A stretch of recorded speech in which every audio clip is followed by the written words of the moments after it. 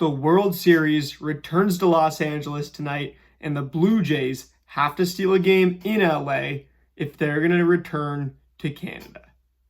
Welcome to the Dom Skiing Channel, your one-stop shop for the MLB storylines on America's Minds.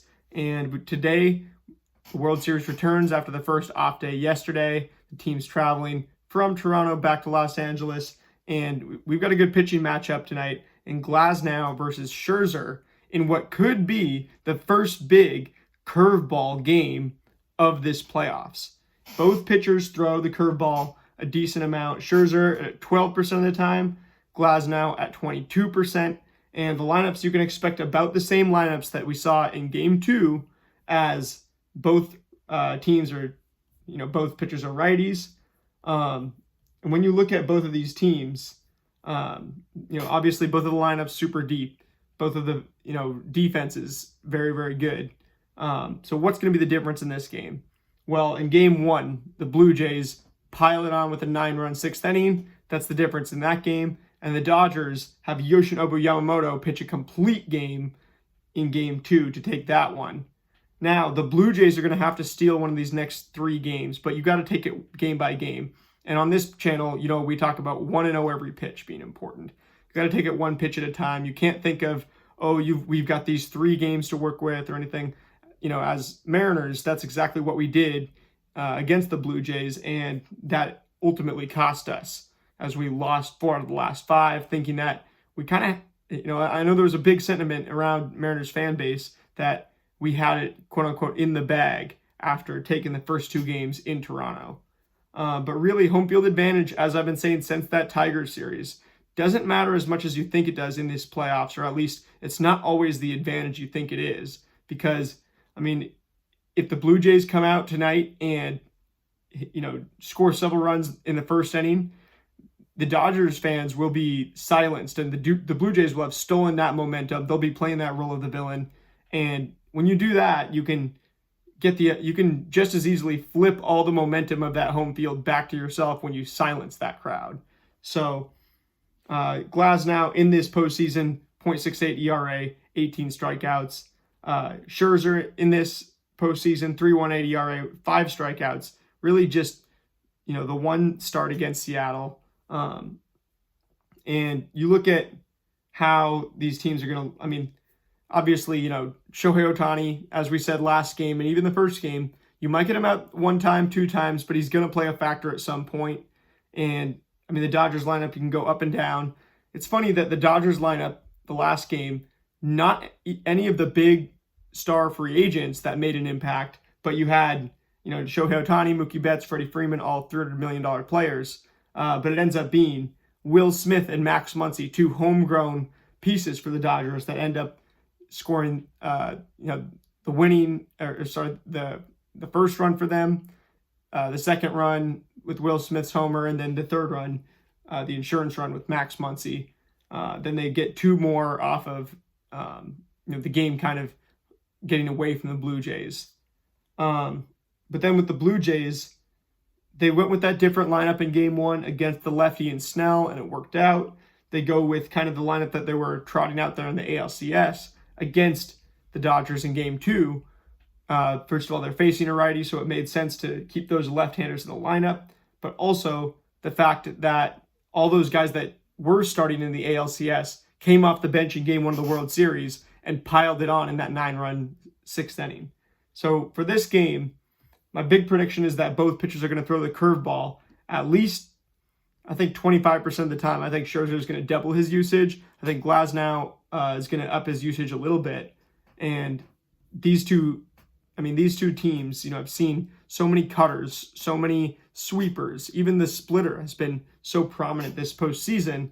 I think they're going to try and work in the curveballs more and more, especially after seeing what Yamamoto did with that curveball in Game 1. He used his splitter as his primary, then really used the 4-seam and sinker as the knockout 2-strike pitches. In this one, Scherzer has the advantage having 5 pitches that he throws a decent amount of the time. When he was facing the Mariners, it was more of just a 4-seam slider change curve approach, but he's also got the cutter, which he throws about 2% of the time. then with Glasnow, he's really just a 4-pitch guy, 4-seam sinker, and then the slider and the curve.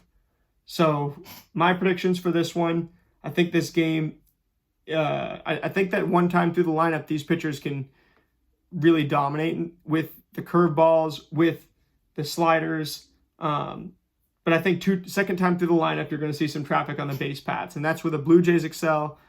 The Dodgers know how to play in that environment as well. So I'm going to predict another close game. Predicted the winner, but didn't predict the correct run totals for necessarily. I guess I did say the Dodgers are going to score 4 in the first game, which they did, and I said that they would score 5 in the second game, which they did.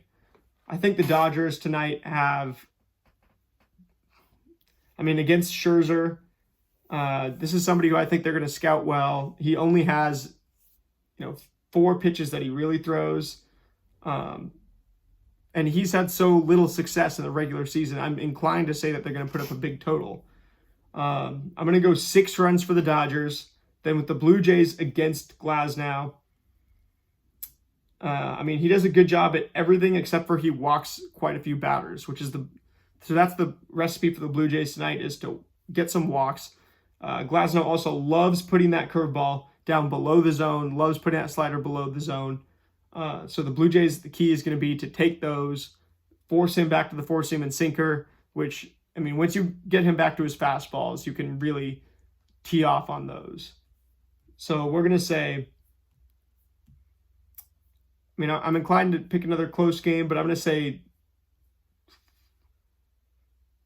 I'll say 6-5 Blue Jays. 6-5 Dodgers.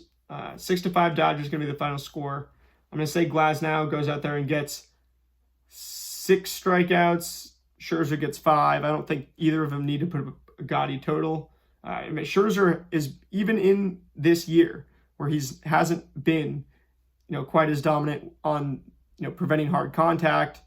He's had a high ERA in the regular season. He still has only walked 6.4% of his batters, where Glasnow has had trouble with walks this year, admittedly, 11.7% walk rate. That could be the difference in this game. I'm going to say whichever team gets more walks is going to win this game. And so I'm going to say 5 strikeouts for Scherzer, 6 for Glasnow, 6 runs for the Dodgers, 5 for the Blue Jays. Although I do quite easily feel like the Blue Jays can explode for another 5-6 run inning and make this game 10-5.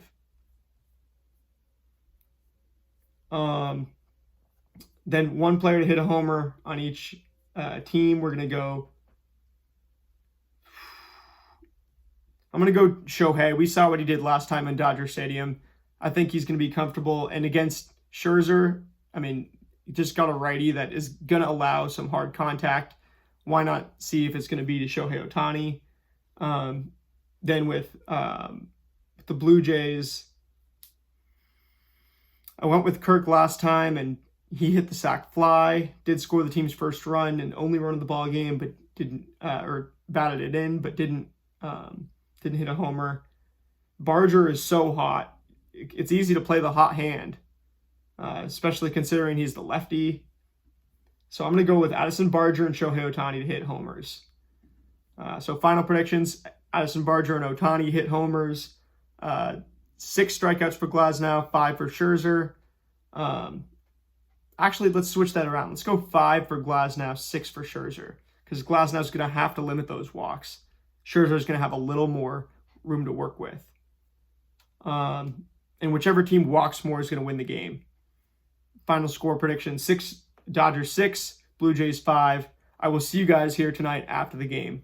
Go Ams.